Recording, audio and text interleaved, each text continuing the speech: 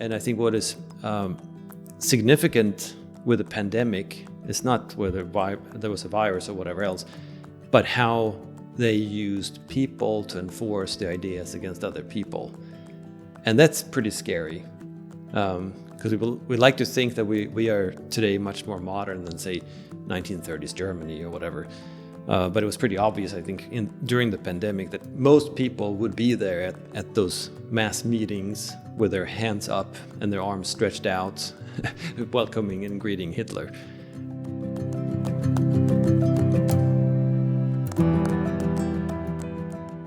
So I guess the place and time to start for me is where I grew up in Sweden. And I got introduced to the liberty movement in general through party politics in Sweden. And I guess originally I identified as sort of a conservative or something like that, but then I had the opportunity to go to the US in college. And I spent 2 semesters in Hawaii, being a serious student, and I could go wherever I wanted to. Then, of course, I chose Waikiki. Of course, yeah. Yeah. And at that university where I went, those 2 semesters, I happened to have to take economics courses.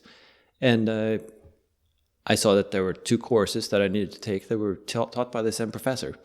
So I figured, might be a good idea to have the same professor.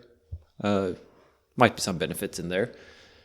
And it happened to be Ken Schooland, who has authored The Adventures of Jonathan Gullible, and has been in the libertarian movement for a very long time. So whereas I was already sort of a free market guy, kind of, this was in 96, he pushed me over the edge and made me a free market guy, because it was pretty clear that I understood what he was saying, and he gave me the remaining arguments sort of to figure out what I actually thought was true.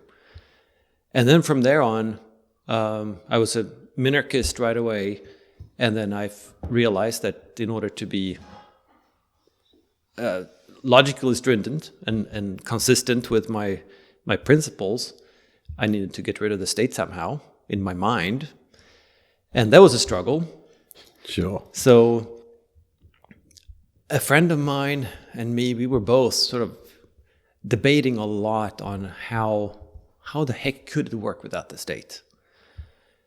And I finally found an answer in David Friedman's The Machinery of Freedom, which someone recommended to me. I can't recall whom. But I do recall that I did become an anarcho-capitalist and an anarchist in the fall of 98. And the reason I remember that is that I was elected for office at the same time. Under what? As what? What were you elected as? Running under what kind of... So that was for the Swedish Conservative Party. So this was for municipal government. So I was in the local parliament. And I spent... I served 2 years, you can say. I thought you were going to say 10 minutes then. No, but my friend and I were both elected. So we were trying to create sort of a revolution locally. Got a lot of press and everything like that, but of course accomplished pretty much nothing at all, because that's what you do in politics. Mm-hmm. And even our own party worked against us because they thought we were too radical, and no, there's a way you should do this, and you need to be friends with the other parties and all this other stuff. So I learned sort of the hard way and from the inside that you can't really change things from the inside. You have to do something else. And while we were in office, I think, we started the website anarchism.net, which was then, we started it in 99, so it was one of the first sort of anarcho-capitalist websites. And it's still out there, but it hasn't been updated now for 15, 20 years probably. Literally hasn't been? Yeah. The old-fashioned fonts and things like that?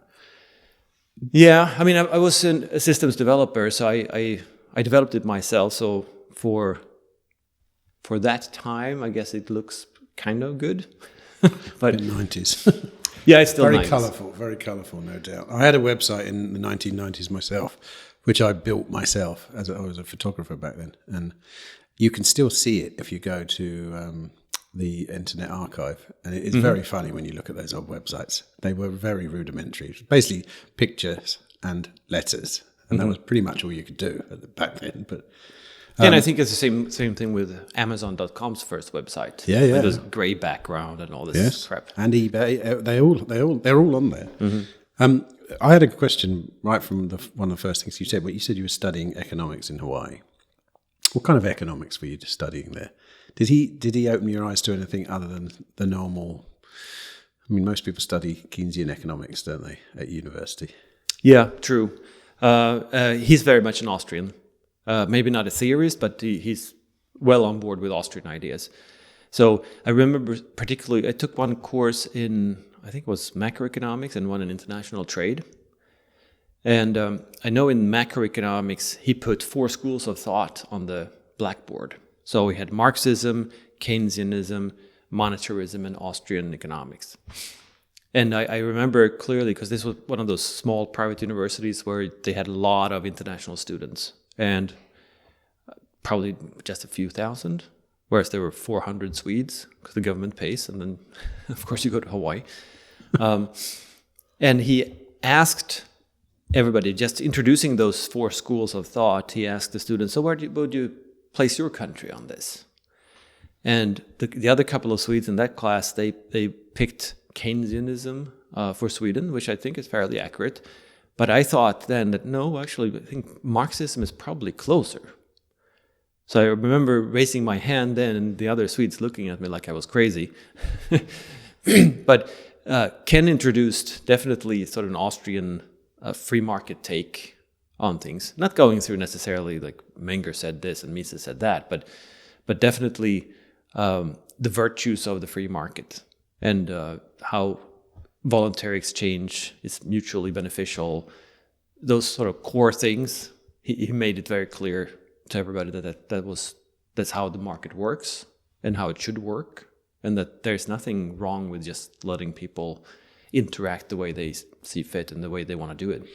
Which is pretty unusual as it goes. I don't recall many people, funnily enough, around Prague and this area of the world, you do get to study Austrian economics. But most other places, it's not even not studied. It's not even known about. I mean, It's quite astonishing, really, that you can go to economics departments where people don't even really know what it is. And it's such, when you study it, it becomes such an imperative idea, I suppose, or persuasive ideas, Where's the Free Cities connection for you then? Well, through the libertarian movement in general. And I, of course, from the very beginning, realizing that I was an anarchist, I was trying to, and also realizing that politics is not the way to go, then the real question is, okay, how do I create freedom? And then there was the immediate tension between how do I make the world free for me and everybody, which is where most people end up first, I think. And I realized that was a mistake. Not only that it's impossible to do it, but also that it's really unlibertarian in the sense that you're really forcing freedom down people's throats. So the way to do it is to free yourself and like-minded people. And then, of course, things like free cities and seasteading and those things, they're pretty obvious next steps. So as soon as you learn about them, you're sort of on board. One of the things I've always struggled with when it comes to freedom is physical freedom. And I was talking about it just yesterday on this podcast, how to deal with that. I noticed you said earlier just now, what was it? Getting rid of the state in your mind. Are you a big believer then, it sounds like you are, of freedom beginning in your own mind? And how do you personally deal with the notion of physical unfreedom, let's call it, lockdowns, governments telling you what you can and can't do, locking you up in cells if you don't pay them money, this kind of things. How do you deal with that? Yeah, that's a problem. I mean, when they have the power of the gun, it's not a whole lot that you can do, or you can avoid as much as possible. But I mean, everybody needs to find their own trade-off. How far do you want to go? Do you want to go out in the streets and fight the state, or do you want to just avoid it? And I think for me, avoidance is probably a better idea than trying to fight the state. And in a sense, I mean, it's like arguing with idiots. They pull you down to their level, and they win because they have the experience. And the state, it is violence. So fighting the state with violence doesn't make a whole lot of sense. I think avoidance is definitely better there. And that probably suits me better too, to provide sort of the intellectual arguments and help people discover that there is another way. Herein lies one of the problems with the Free Cities movement, in as much as, me personally, I agree, avoidance. But when you look back historically, frontiers were always the places you went to avoid the state. And we've kind of run out of frontiers on the whole. I mean, there's the sea we know about now, and then there's obviously outer space, but we're not quite there yet. Other than that, we have kind of run out of frontiers. Now, what I want to know is, and I've still yet to find a good answer for this, other than the fact that it's just like suck it up, is there another way you can do it? So, is there another way, instead of when the biggest bully comes and knocks on your door, you, instead of moving, you do something else that is equally as powerful in the realm of freedom? Is there something, or is it simply a case of when the going gets too tough, then you make the decision to find the next frontier? Well, I think there is another way, and that's simply being local, being small scale, and being. I mean, the state hardly ever does anything to, say, religious cults or anything, something like that, until the cult gets too big, or the cult is a threat, right? Because they can just let them be wherever they are, and they don't care much at all about it, until something like Waco happens, right? So keeping it small and keeping under the radar, that would be a way to do it. It's not a permanent solution. And I think it depends also on how threatened is the state. So if they are threatened by other ideas, which I would say they increasingly are, and especially now after COVID with the whole censorship and everything like that, the state has discovered the power of ideas, both in podcasts and online in general. So they're trying to crack down on that. So it's becoming harder, which means you have to go smaller to stay, to avoid their reach and their repression. So I think that is definitely getting harder. But I see that as a problem in your personal freedom, perhaps, but also as really a promise, because it means that the state is losing it because it has to crack down much harder. And that's just a matter of their survival, I think, which really means that it, if there is such a thing, is sort of losing its grip. And that that sort of fact that the state appears to be cracking down harder now. I mean, you may not even agree with that. That may just be an age-old thing, I don't know. But it certainly feels like it to me. And I suppose my theory would be that the internet, which is this explosion of the sharing of information, is the reason why all of this stuff has happened. The last time we saw something like this was probably when the printing press was invented. And there was a similar period of chaos historically after that. Do you agree with that? Do you think that what we're currently living through is the after effects of the invention of kind of like free information?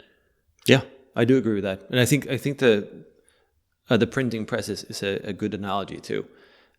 Everything back then was smaller and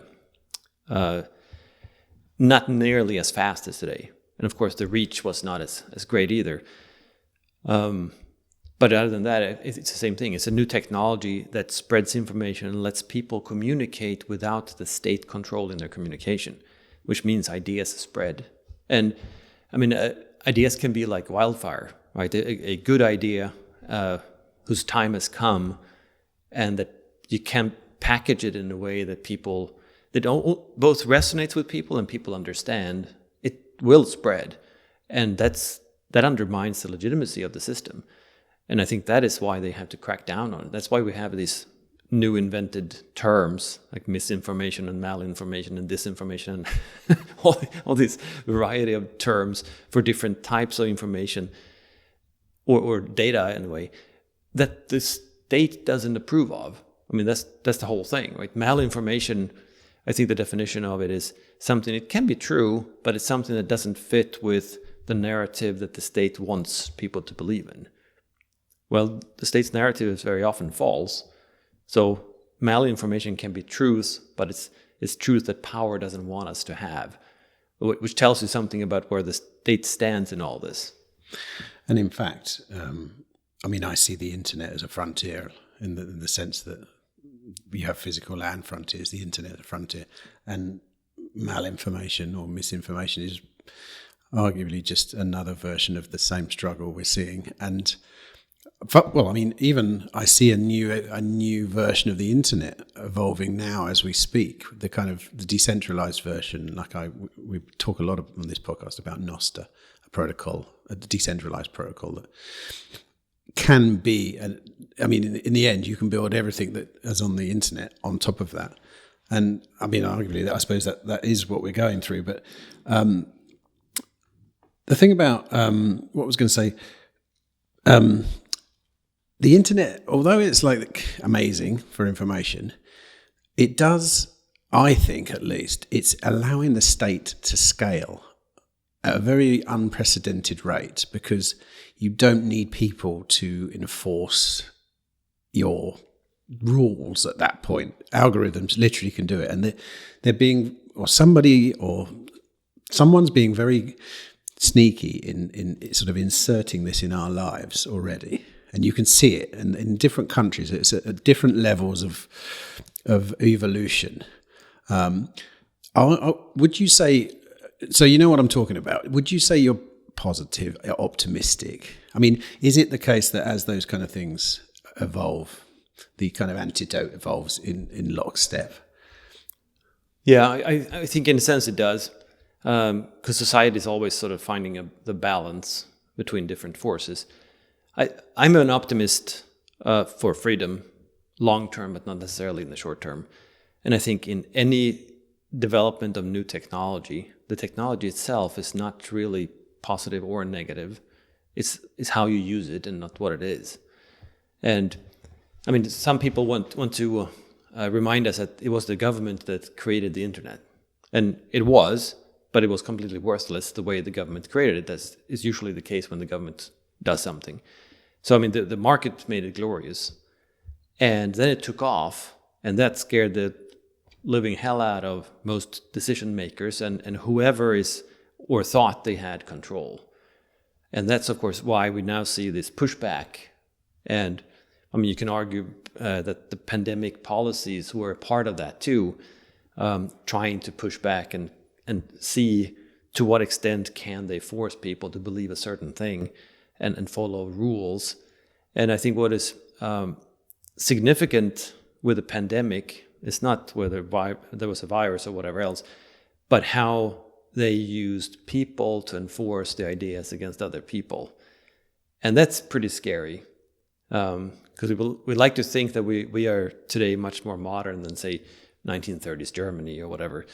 But it was pretty obvious, I think, during the pandemic that most people would be there at those mass meetings with their hands up and their arms stretched out, welcoming and greeting Hitler, because that's how people reacted and how they basically attacked people who weren't wearing masks or who were coughing or were standing too close or whatever else.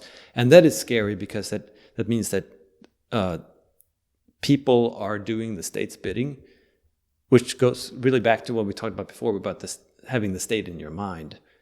And many people, unfortunately, they want to follow a leader and they want to fit in rather than necessarily be free, because free comes with responsibility always. And there's a lot of uncertainty with it. And then that's scary. So you don't think that even long term we'll ever see a free, I'm not going to say utopia, just a free world, because the majority of people aren't that interested in freedom necessarily, or in fact actively don't want it? Well, I think it's problematic to put it like that. I think the state is impossible long term, both economically and philosophically, and in basically any sense. It's just destructive. Many people want to be in a community where they know what to expect, and they have certain rules and certain laws and certain values and whatever else. Most things are predictable, and they can rely on those. And pushing that sort of pattern or rules down to a very low level and highly decentralized wouldn't really be. It's not freedom in the sense that every individual gets to do exactly what they want on their property necessarily, but it means that you have plenty of different communities to choose from. And in that sense, you sort of have both of these things at the same time, because you can, if you want to, not be part of a community or not be part of an oppressive community, and therefore have freedom in your life for your loved ones and whatever.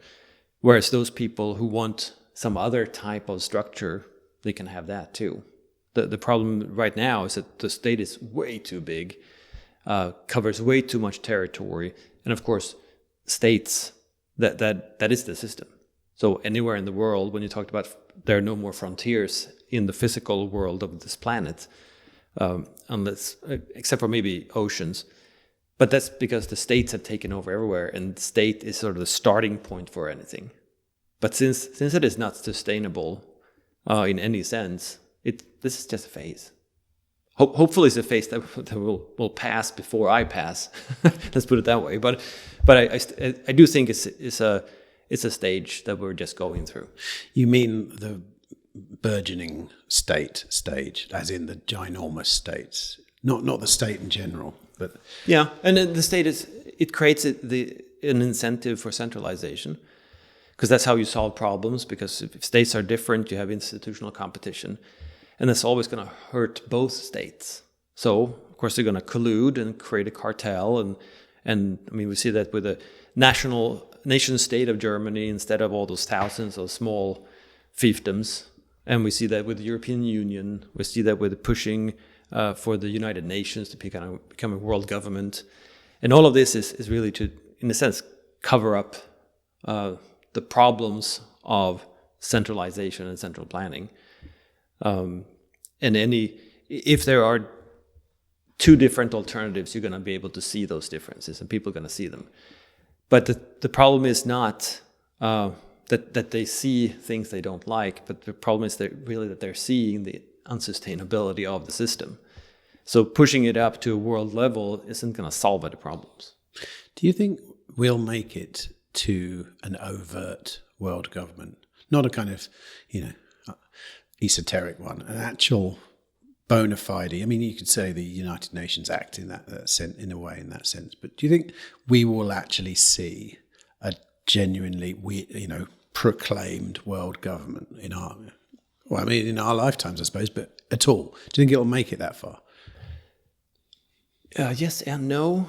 So I think in a sense, the question is interesting in itself, because when you say a government, I think you will see more likely you will see a governing body on each dimension, perhaps. So we're already seeing with the pandemic, we saw through public health that became sort of a global de facto world government, and those rules were enforced all over the world pretty much.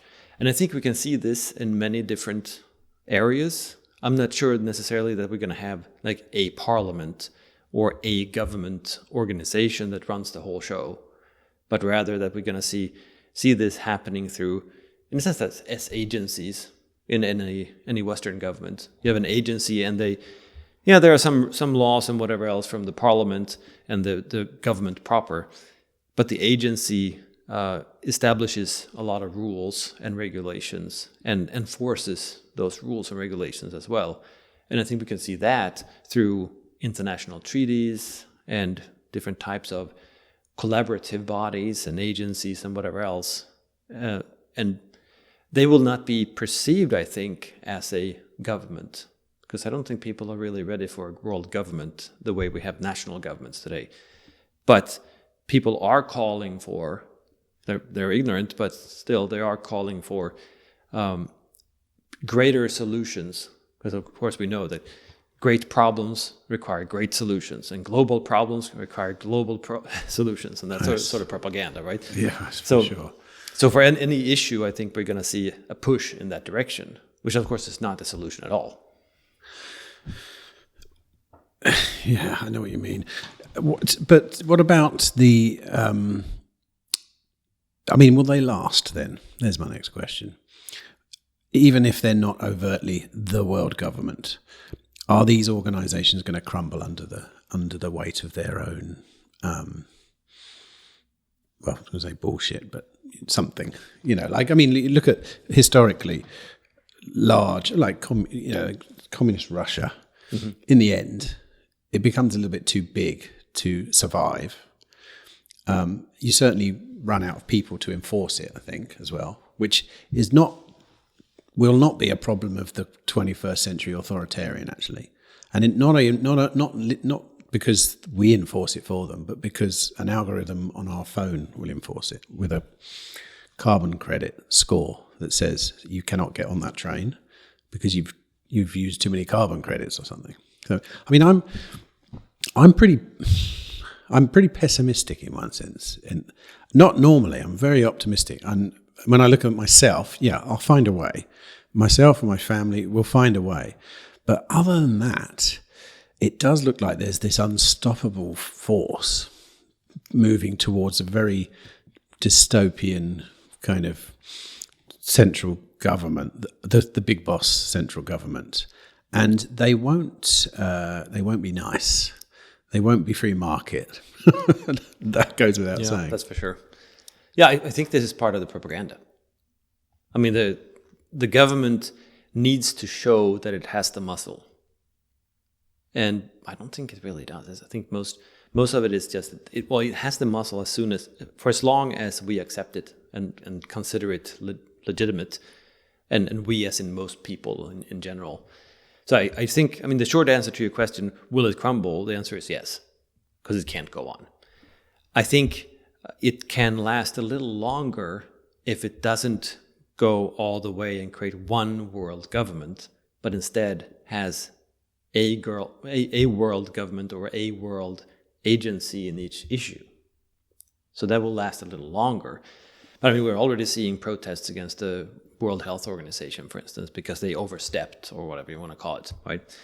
And I think we're going to see that too, because what is going on in Europe now is a lot of people are protesting that, wait a minute, why are all these decisions being made in Brussels?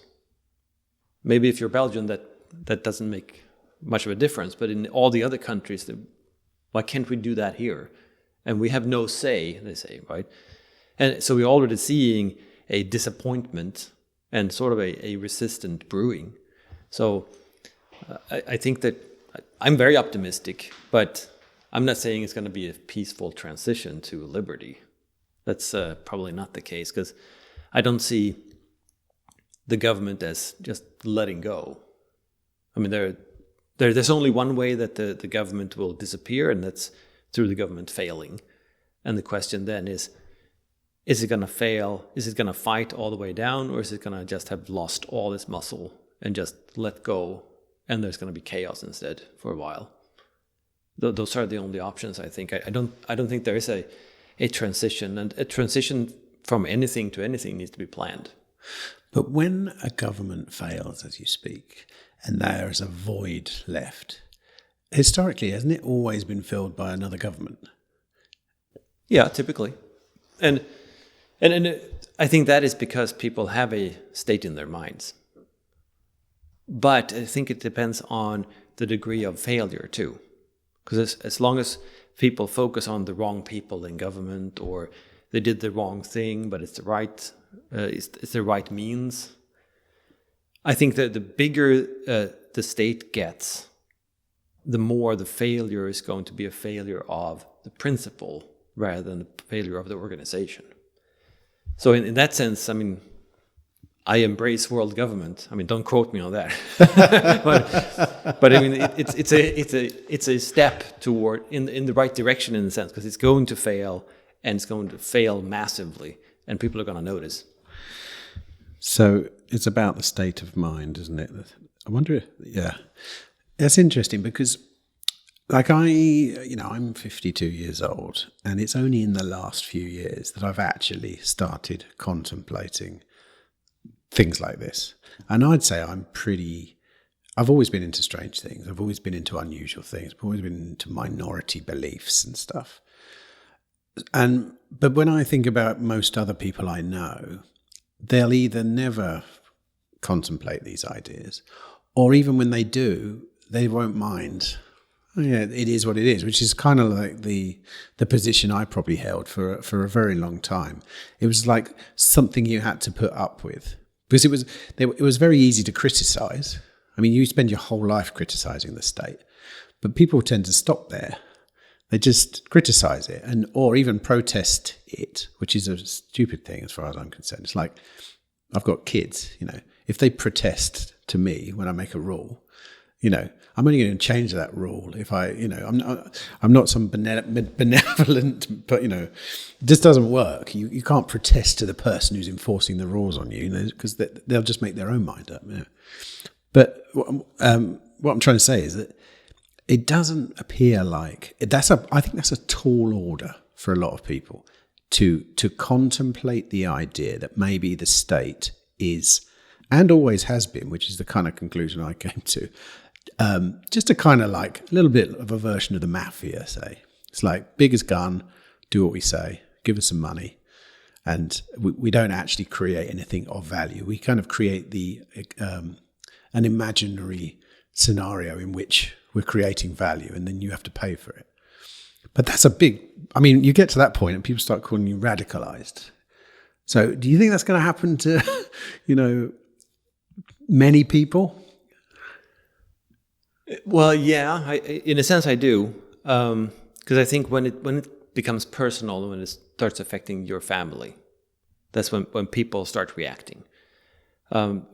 If it's just, it's like the boiling a frog, right? If it's step by step a little bit and it doesn't bother you a whole lot, you're not dead yet, then people are not going to jump out of the pot, and they're not going to protest so much. And if you increase the heat too fast, then they're going to protest, and then you maybe dial it back a little bit, but then you keep increasing it anyway. So I don't think, as long as it's problematic, but it doesn't affect you personally, then you can put up with it. And it's not a big issue. I think what we saw during the pandemic, that's just the most recent example, but I think it was significant because a lot of people started calling bullshit. And they were like, why are we doing this? And then a lot of people were like, this doesn't make any sense. And didn't you say last week it's exactly the opposite? And when they start thinking about this and they're locked into their own homes, we see, of course, some people, they just swallow it and they just go with it and they think that's the new religion and we're going to do that. But they're a tiny minority. So most people don't really embrace oppression of themselves. And I think now, because people started to distrust, they're starting to ask questions. I'm not saying necessarily they will end up with the right answers or even get any answers, but they're no longer trusting authorities. And we see that now with how many people are watching the news, for instance, or believe what is on the news. And the news might not be the most dangerous part of the state system, but still, these things, I think, when they become a little more accepted, it causes rapid change. So it seems like there's nothing, then everything, but it's because it's a trickle, and it happens bit by bit, and eventually you get to where you have critical mass, and that's going to shift everything. That's an interesting thought, actually. I don't think I've ever had that thought.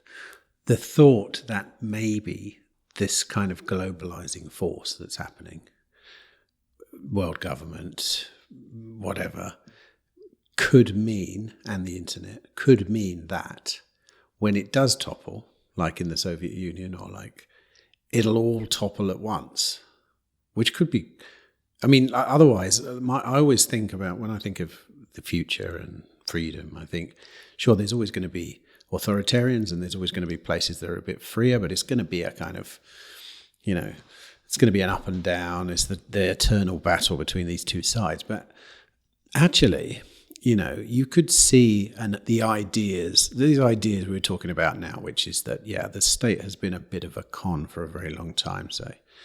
Those ideas, if they did take hold on the internet in a substantial way, they could race around the world at the speed of light, and that could be quite an astonishing situation to behold. I mean, and that, it would make sense because we live in that age now. I mean, the number of times something appears on something ridiculous like TikTok, and before you know it, people across the globe are adopting this thing, whatever it is. There's been a few ideas that have spun around the world quickly, I mean, good and bad. I'm thinking about woke ideology as well as another one that seemed to spring up out of nowhere. And all of a sudden it's really pervasive, appears to be. I don't know. Do you think then that kind of ideas of liberty why haven't they taken hold? Well, they have, I suppose, but not in the same way. Why, they have taken hold in the past, haven't they? People have always fought for freedom, I suppose. It's just that now we're all much more connected. We notice it around the world, I suppose. We notice it, and we didn't used to know what was going on in Uganda or Singapore or somewhere, but we do now. I don't know. You suddenly filled me with optimism, but also dread. I mean, I don't want to see the whole world collapse into a nihilistic kind of quagmire. But maybe, where do you see around the world some little oases then? Or where do you see optimism in physical locations around the world? I'm not sure there is a physical location as much as there are alternatives being built.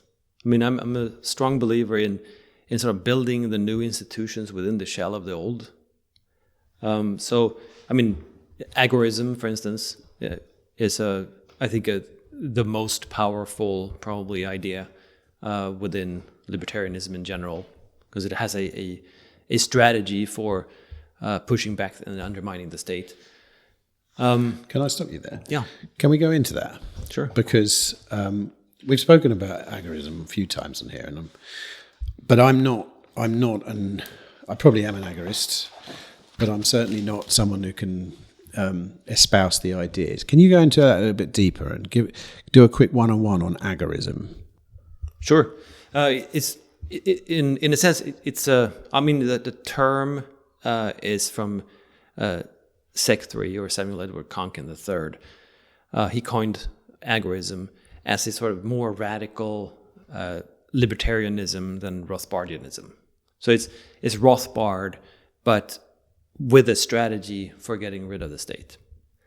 And I mean, basically what he says is as a libertarian, it's your responsibility and basically your duty to remove as much of your activity as possible from the realm of the state. And that's what he called counter-economics. And that could be, I mean, it's different for everybody, of course, how much you can do and how much is convenient or even possible. But such things as just hiring the neighbor's son to mow the lawn and paying him, that's an illegal act because you need to report the income and the contract and whatever else and pay taxes. But using that and showing people that, hey, there's no harm, no foul. Nothing is wrong here. We agreed on it. There's mutually beneficial exchange. And why would the state be involved? And everybody would agree with that in this small example, right? And then adding to that more and more transactions, which of course means that there's going to be, well, people are learning by doing and learning from example that, we can get along, we can interact, and we can prosper without anyone telling us what we can and cannot do. Then, of course, there's going to be tensions, there's going to be conflict. Well, why don't we take those conflicts and solve them ourselves instead of relying on daddy the state? And in a sense, the state has already abdicated a bit, because most contracts, when you buy services like cell phone or whatever else, in the contract it says that, well, if you disagree on the contract, you will take it to arbitration. So it's not the state court. So the state is not really involved at all. And it's not like either party is going to call the police either, but they're going to the arbitration court. And creating those mechanisms for dispute resolution horizontally will create the institutions that we need. And they will create them on a voluntary basis rather than through forced taxation and sort of vertically from the state down. And the more this happens, I think originally and in the beginning, the state will embrace this, as they have with arbitration, because it's a lower cost for them, so they can keep more of their loot, basically. But the more we use those alternative services, the more it undermines the legitimacy of the state, because why would we need them? So I think for me, it's a very powerful strategy for implementing freedom, because you can do it basically in your own backyard. And it's not only that you avoid taxation yourself and you avoid the state, but you're actually sowing the seeds of liberty with the people you interact with. And to the extent that they do similar things, you start to create those institutions, the free societies institutions, really. And I think this is necessary, because when the state crumbles and just implodes, there will either be chaos because there is a vacuum, like you mentioned, or we already have the institutions that we can rely on. And to me, I think the obvious is to have those institutions. And agorism is important to me because you create those institutions even within a state. You don't need an agreement with the state. You don't need anything at all. You don't need all the neighbors to agree. You can just trade with whomever you please. So you can do it online, so in a virtual market, if you will. And in a sense, free cities are an alternative version of this, but one that is location-based. So it's in one location, which of course means that it opens you up for an attack from the state, because the state can only understands territory. But it's also a way of formalizing and making those new institutions very observable and real, in the sense that those sort of bottom-up spontaneous solutions that will happen through agorism, they're not as obvious to people as a free city would be. I think both side by side, working not necessarily together, but at the same time, will undermine the state substantially. I take it you acknowledge Bitcoin as something like that. Bitcoin as a currency which you would be, as you said, agorists do everything they can to, for want of a better word, ignore the state. Mm-hmm. And if you can ignore their money, that's probably one of the most fundamental ways to ignore them, I think. Not that we need to go into a Bitcoin conversation, but it did strike me as the most obvious version of what that is.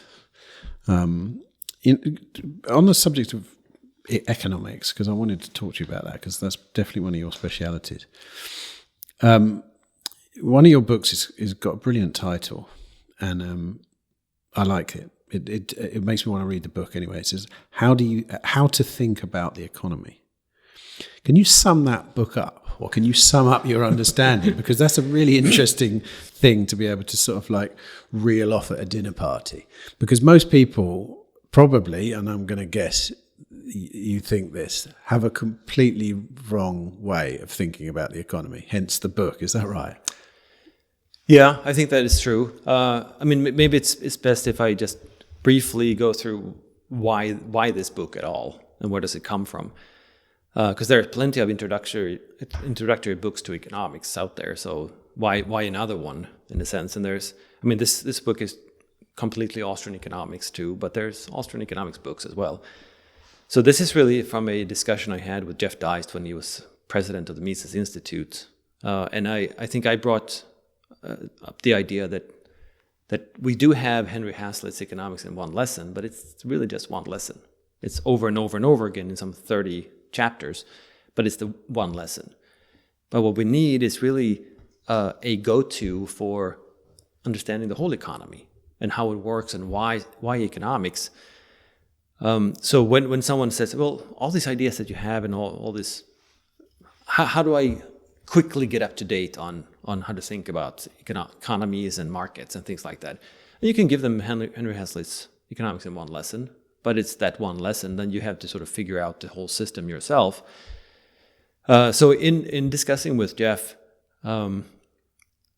we decided, his idea really, that it should be such an introductory book written sort of like Henry Hazlitt. So it's easy to understand, but the whole economy and be about half as long.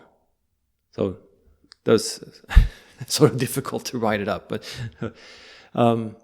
I thought it was both an interesting exercise and a necessary thing too.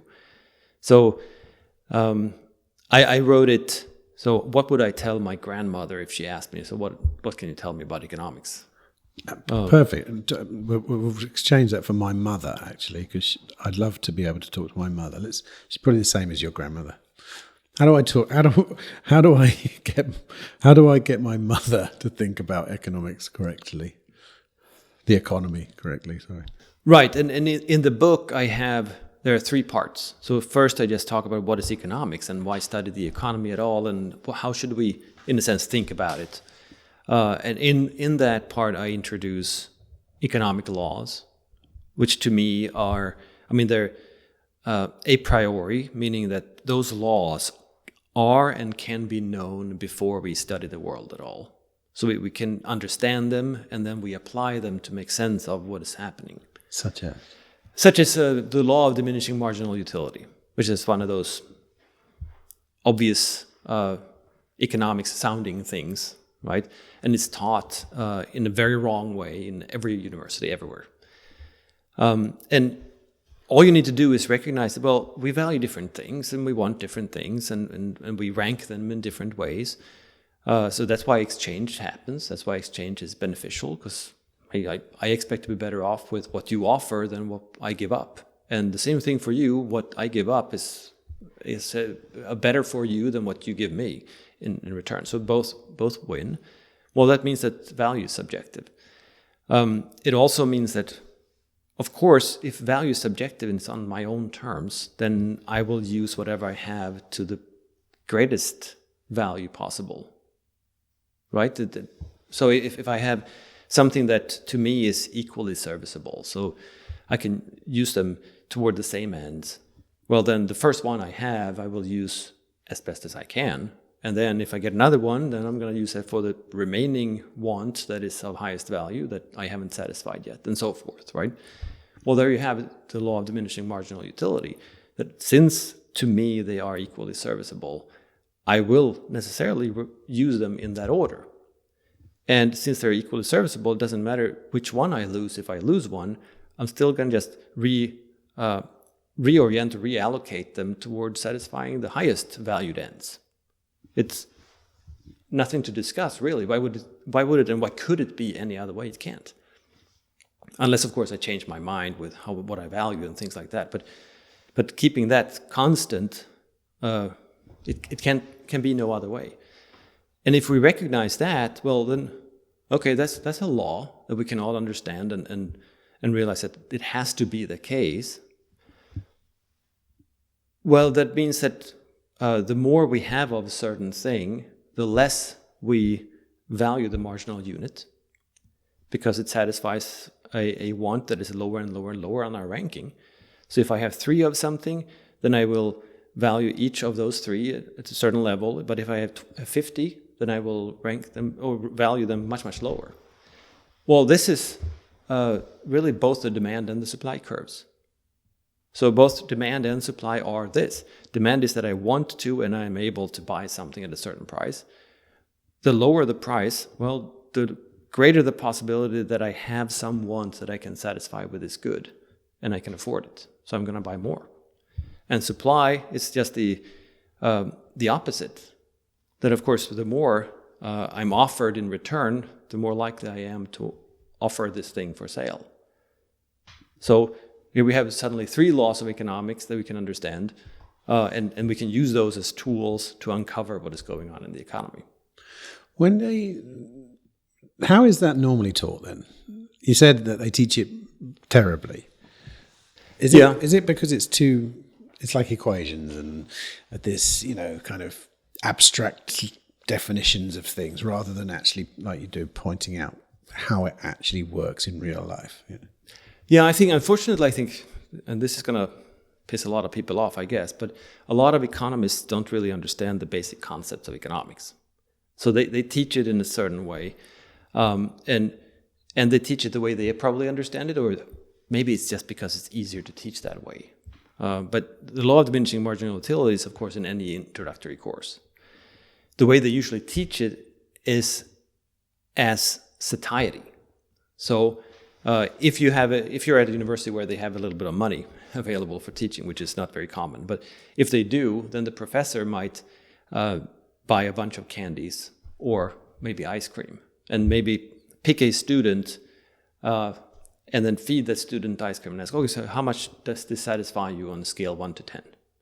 So already we're not really talking about subjective value, but we're talking about their ability to put it into numbers and whatever else. And then you keep feeding them whatever it is, scoops of ice cream or candies, and you ask them, and of course eventually they're going to say, I've had enough candy already.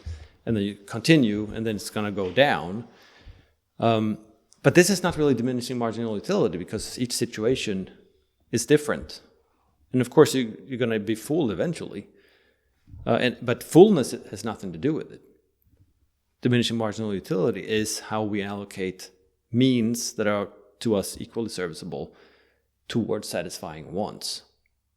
And that's not what you do when you feed a student something like this. It's easy to teach that way, and of course most of us will get full and we will get bored of eating the same thing and whatnot else. So it sort of fits the general curve, if you would draw it on the board, as they usually do too. But it's not the same concept really. So it's a misunderstanding of the concept, but I think it probably originates from wanting to be able to teach it effectively without having to go into philosophy or anything like that. And it's effective teaching, but it's effective teaching the wrong thing is not it's not a good education.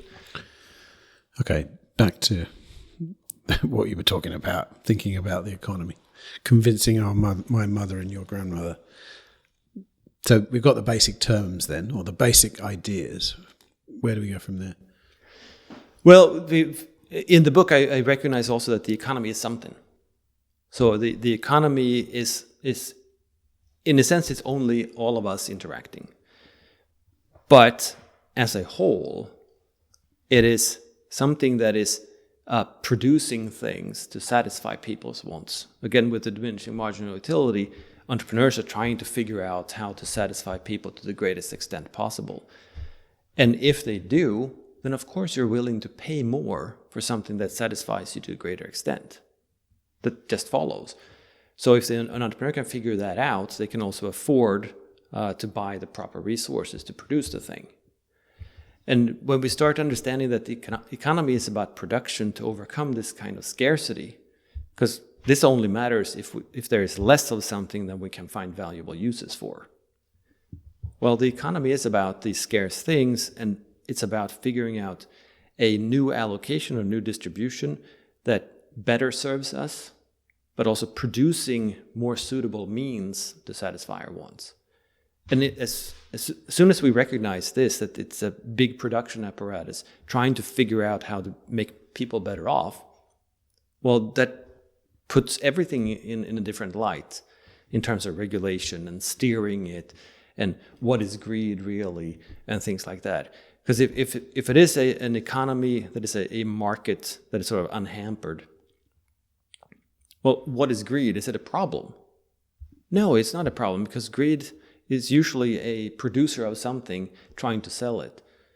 Well, if the customer is the person deciding whether something is of value, and how valued it is, then the best action for the really greedy person is to offer as much value as possible to people.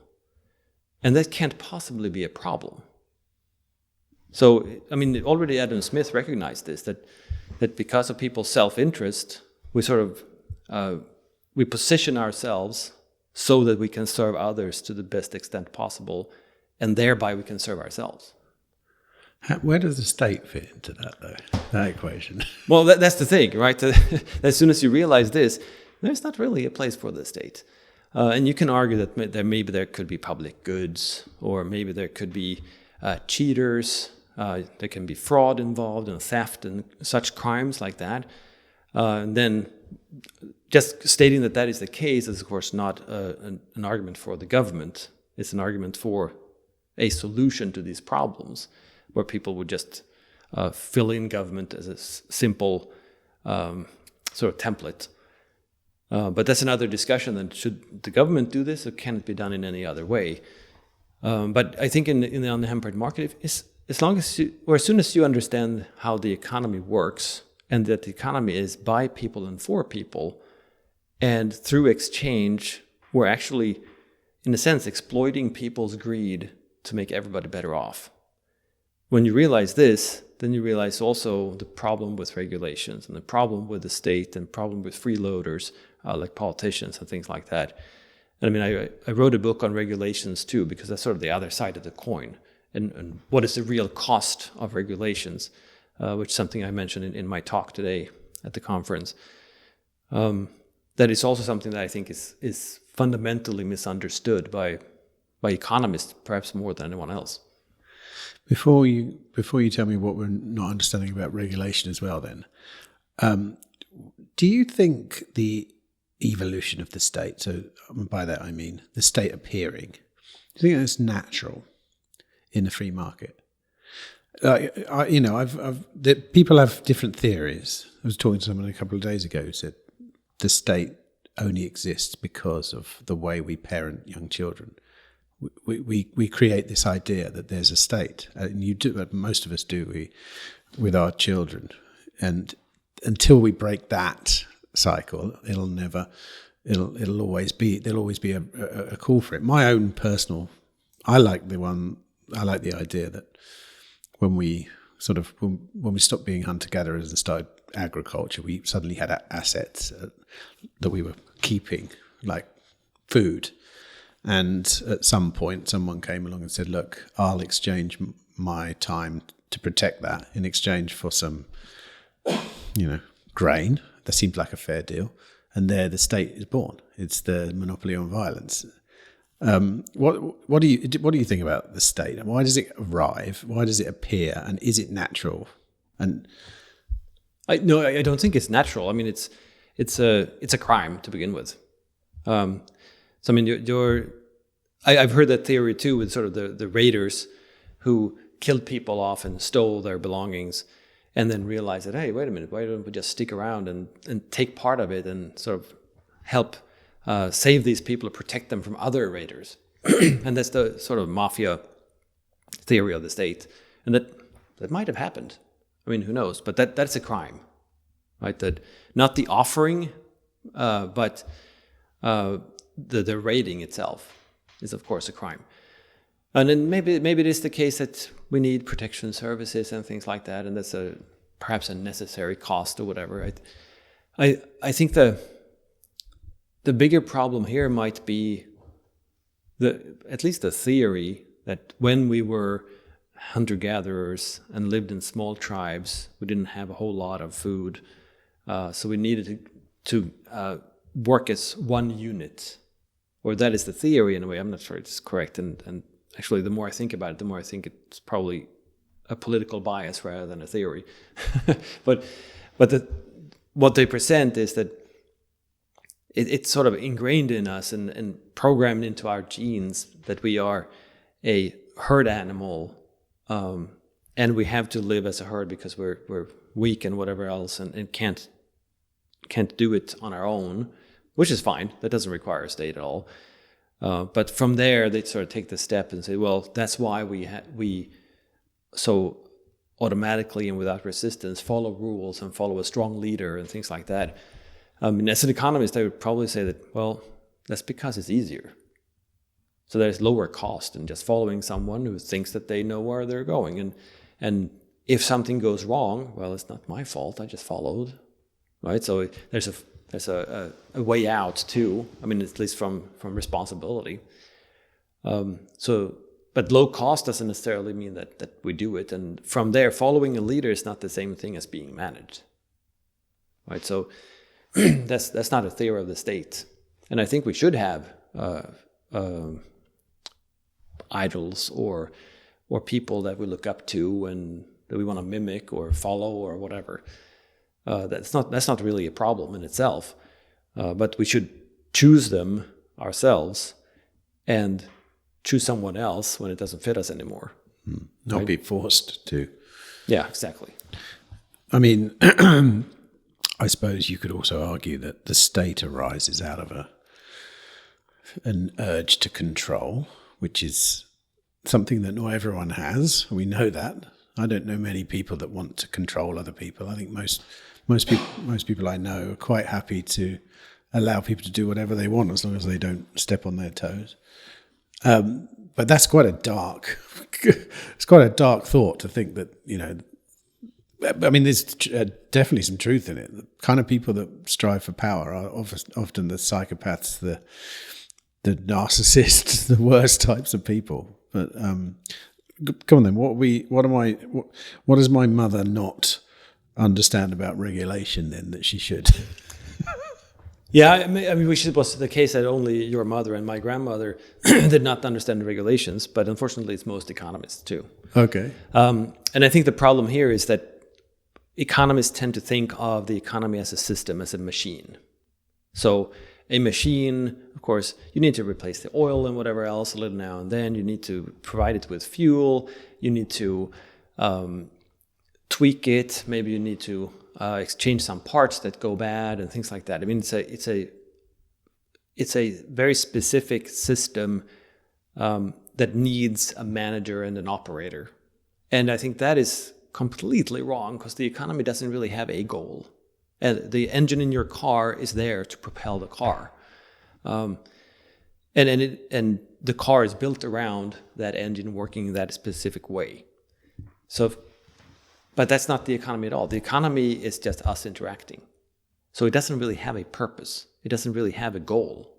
It's just all of us having goals and wanting to satisfy our wants. So you can't really think of it as this kind of system. And it's also never maximized because it's really based on how people think that they can satisfy other people and thereby make themselves better off as a result. So at the very core then is entrepreneurship, the figuring out and imagining solutions for other people that other people are willing to give up something for. And therefore the entrepreneur can, him or herself, gain from it. Which means, where are we heading? What is the direction? Well, there is no direction. It's whatever the imagination of willing entrepreneurs, wherever they take us.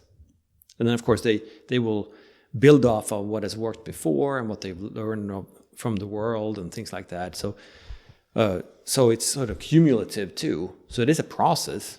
It's not a system. But it's also not a process that anyone has designed or has steered or pushed in a certain direction, because the process is sort of finding its own way and trying to figure out where to go in a sense. But it's also pulling in all kinds of directions at the same time. And when you realize this, then you realize that, well, any regulation is really a restriction on the imagination of entrepreneurs, what they can do, who can do it, when they can do it, how they can do it, and those sort of things. Which means, and this leads us back to diminishing marginal utility, that whenever you restrict just one entrepreneur from following what his imagination tells him is the best use of his time and resources, so that he can satisfy whatever people in whatever way, and the regulation says, no, you can't do that. Well, that means several things. One, we're not going to get that outcome, so we're losing out. that entrepreneur, if that entrepreneur still says, what the heck, I'll do something else, but I'll still act entrepreneurially, is going to choose something that is necessarily of lower value, because otherwise he would have done that instead. So we're going to get lower valued outcome, or at least that's what we would expect from it. And that also means that he will dedicate resources that are scarce to producing that lower valued outcome. Well, that's the starting point for the next generation of entrepreneurs. So here, in this example, just restricting one entrepreneur in one way at one time sets us on a lower trajectory in terms of satisfaction and value creation. I think a lot of people would agree with that. But then they would say, yeah, but we do need some regulations, because what if that person is an entrepreneur doing something terrible? He's decided to, invent something that kills people. I don't know. So are any regulations, correct, useful, important? Well, I mean, the first reaction to that response, which is a common response, is, well, why do we have all these thousands, if not millions, of regulations? Aren't we over-regulating like crazy? And I mean, most laws being passed through Congress and whatever else, even the people in the parliament don't have time to read them because they're so specific and they're so long. So what are the actual effects? We don't even know. We don't even know what laws they're passing. And in all this, how much are we losing out? Well, a lot. This is, of course, not an argument for in itself for saying, okay, there should be no restrictions whatsoever. But I think it pinpoints the cost of the regulation. So is there a place for regulations? Potentially, absolutely. And in a sense, you can argue that private property rights would be a regulation, right? The question is always, from an economist's perspective, is what is the trade-off? Is it worth it? And when we analyze regulations using the standard mainstream economics framework, we look at it as a static system, as an engine, and then we just look at, okay, this little impact, well, this little regulation, what impact does it have on the engine? Well, that's completely wrong, because the engine is in the economy, the engine is reinventing itself, and it's creating these new goods and services no one thought were possible or weren't even able to imagine before. So this means that the cost of any regulation is so much higher than most of us ever thought was possible, probably. So is there then regulations that could be worth it? Yeah, absolutely. Maybe it's a case of when people say, we want a completely free market or on a completely unregulated market, they're conflating that with nothing bad happens, which is wrong. What you're saying is when you do regulate, it's a lot worse than if you don't regulate. So, I mean, I think, I would say I was one of those people who probably thinks it's a bit like the free speech debate's the same. In reality, do I believe in free speech? Hell yeah. I think you should be able to say whatever you want. But in society, do I think that actually works? Like, do I, because everyone always adds a caveat onto free speech, like you can't shout fire in a theatre, or you can't instruct people to kill other people. But I mean, personally, when I sit at home and ponder these things, I think, well, you can, but in reality, it's probably not a good idea and doesn't necessarily affect your fellow men very well. I suppose the regulation thing's the same, but the question is, when you start regulating something, how do you stop? Because that seems to be the problem. The same with the state. When it starts doing things, it never seems to roll things back until it actually collapses. And would you live in a complete? Would you in your ideal world, if you just appeared on Mars and Elon had sort of charged you with the notion of coming up with the best way to operate a city on Mars right from scratch, would you have it completely free market? Well, it depends on what we mean by that. But A completely free market with private property, yes, absolutely. So assert the private property, and other than that, yeah, because I think that it's really up to the actors in the market to figure out what the proper institutions are, and they are going to regulate and find patterns and standards and way to solve conflicts that are probably better than what I could have thought of. And I think that in any local area or any city, they should do it themselves, because that means that they would probably come up with a little bit different solutions, and then they would be able to compare with each other and learn from each other as well. I mean, law itself is also not something that is static and fixed. It's something that we're discovering all the time, what works and what does not work, and what is right and what is wrong. All of those things, they change. And what we think is right and wrong also changes over time. So I think any sort of static system just doesn't fit with human society at all. When people when you think about the difference between a free market and a kind of or state-run situation, sort of decentralized versus centralized kind of thing, why is it that some people, and it doesn't appear to be to do with intelligence, but why is it that some people think, which for me makes complete sense, to let the market decide? Because there's no wrong answer when the market decides. There's literally thousands of individuals all expressing value and giving you the answer you need. So why is it that seems so obvious to me, yet to so many other people, it seems like, no, we need to have an idea, implement it from the top down and spread it out.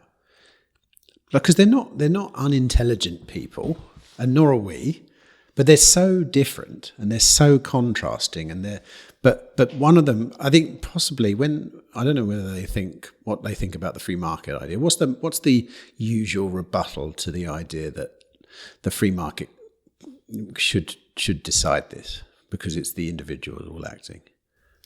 Well, I think what drives the different responses is the sense that we can and should control the outcome. Why though? Because it could be bad.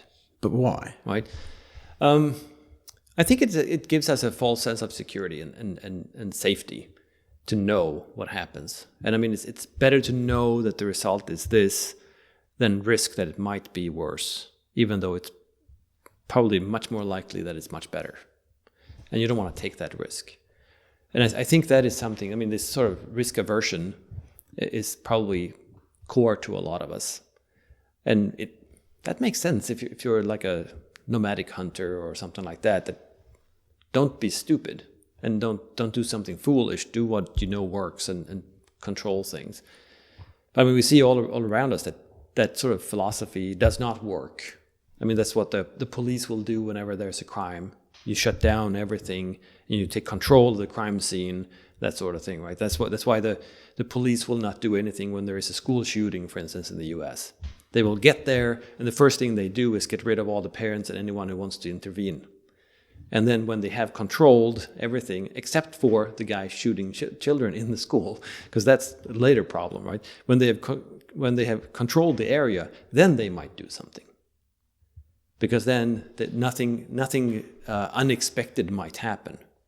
And I think that is exactly the wrong thing to do if there is an urgent problem that you have to solve, and that problem is really costly, like with the school shooting. Of course, it would be better if a parent would sneak in and stop that guy, shoot him or whatever. That would cause much less harm than the police's sort of centralized top-down approach.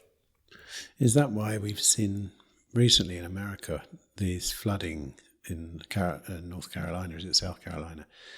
The FEMA, the response units are forbidding local people to help now, or were at the time.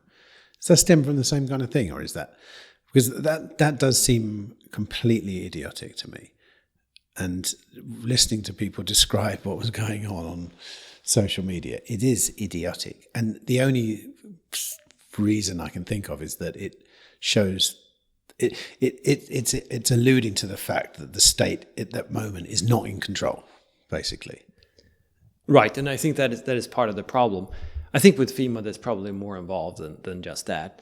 An argument that some of the proponents for this use is that, well, these people can get into much more danger than they expect. So it could be very dangerous. But so what? I mean, you could claim that it's their right. Yeah, right? They're grown adults. Yeah, exactly.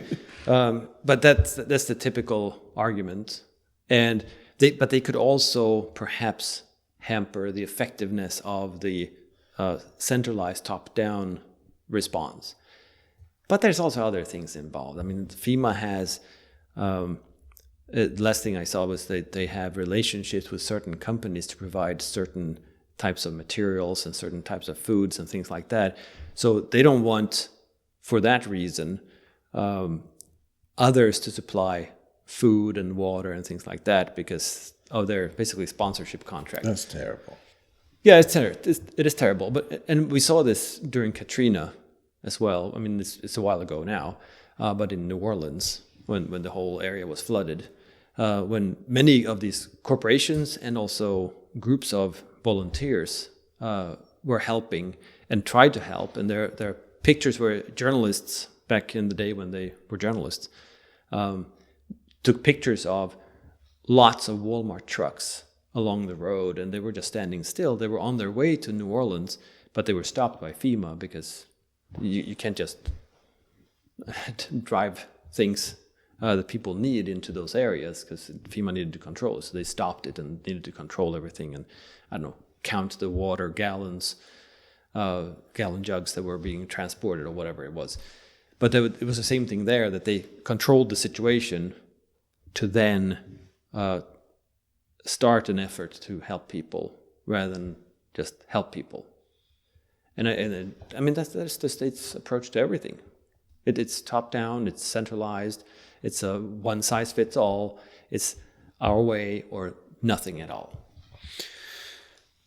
I'm going to finish off with something that I scraped off your website, actually.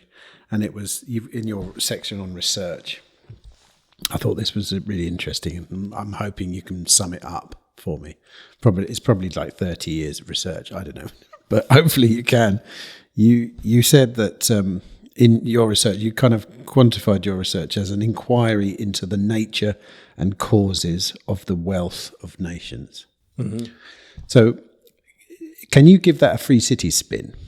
You know, because we're talking about creating, wealth.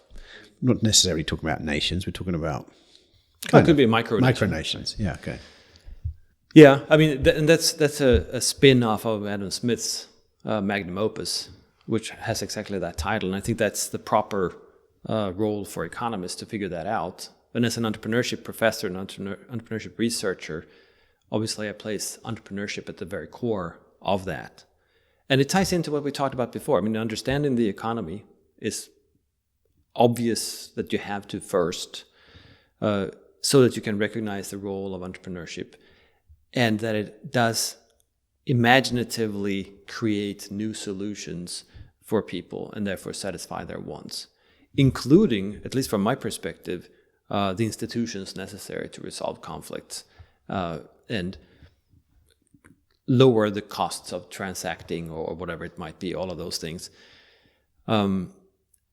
And also the regulation aspect, that regulations are so much more costly than we usually recognize. And I think here the free cities fit perfectly. Because, yes, it is, in a sense, a structured, semi-centralized approach, but it does so within the realm of a world of states.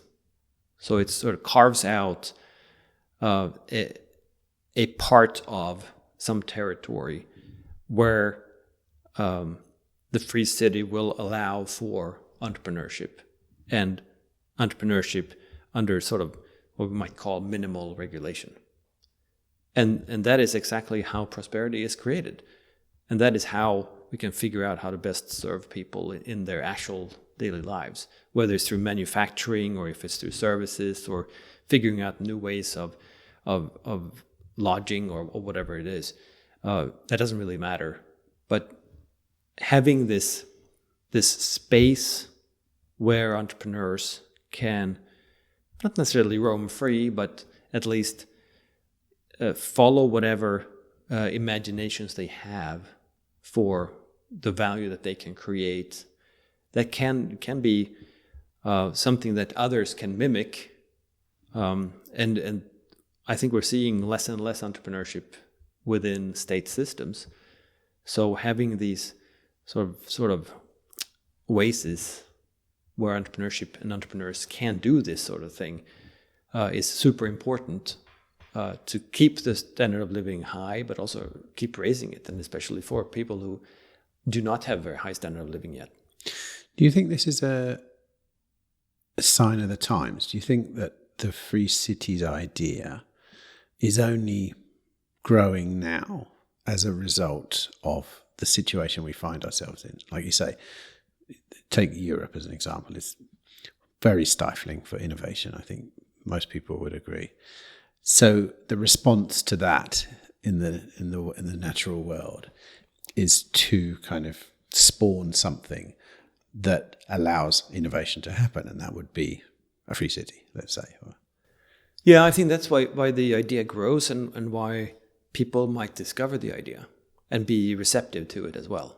That they see so much problems and this, as you said, that entrepreneurship and innovations are stifled, and therefore they are supportive for that very reason, and they want to find a way where there's just another way of doing things, and there's less restrictive and more productive in that sense. So I think in that sense it's definitely an idea whose time has come, because the states are so burdensome and they're so restrictive. And I think what we're seeing now with the trade barriers, the geopolitics involved everywhere, where it appears like the West is, at least from the political class, they're doing their best to kill the West as a beacon of liberty or whatever you want to call it. And the West is not really creating any growth. Not even according to the state's own statistics can the West create much economic growth. And that's just terrible. I mean, the statistics is, of course, not giving a very objective picture at all. It's already biased.